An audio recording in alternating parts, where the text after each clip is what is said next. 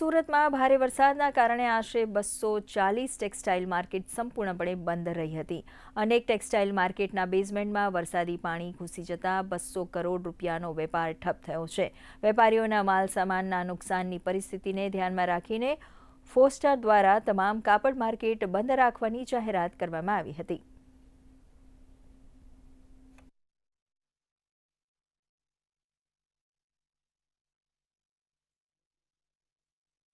ज्या हिसाबे आ वरसाद पड़ी एना कारणे मार्केट एरिया अंदर खूब पानी भर्યું। बेसमेंट पानी अंदर निकली गया। एना ऊपर ग्राउंड लेवल सुधी अने कई कई जगह तो डबल बेसमेंट होय छे, तो एना कारणे बधुं 10 થી 15 फीटनो पानी एवुं जमाव थई गयो हतुं। तो आ बधुं जोईने एना पछी ज्या साइडमां आपणे ट्रांसपोर्ट छे, ट्रांसपोर्टनी बधी लाइनोना अंदर पानी छे।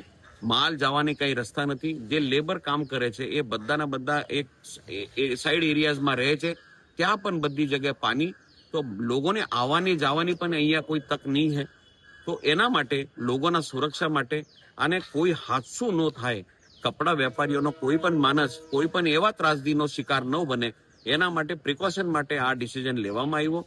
અને એના ભેગું એ પણ કહેવામાં આવ્યું કે કોઈની ઇમરજન્સી હોય, કોઈ અર્જન્ટ કામ હોય તો એ આવીને માર્કેટ કમિટીથી પરમિશન લઈ આપણું કામ પતાવીને સુખરૂપ રીતે આપણા ઘરમાં જાય, એના માટે આ ડિસિઝન બંધ ન લેવામાં આવ્યો હતો।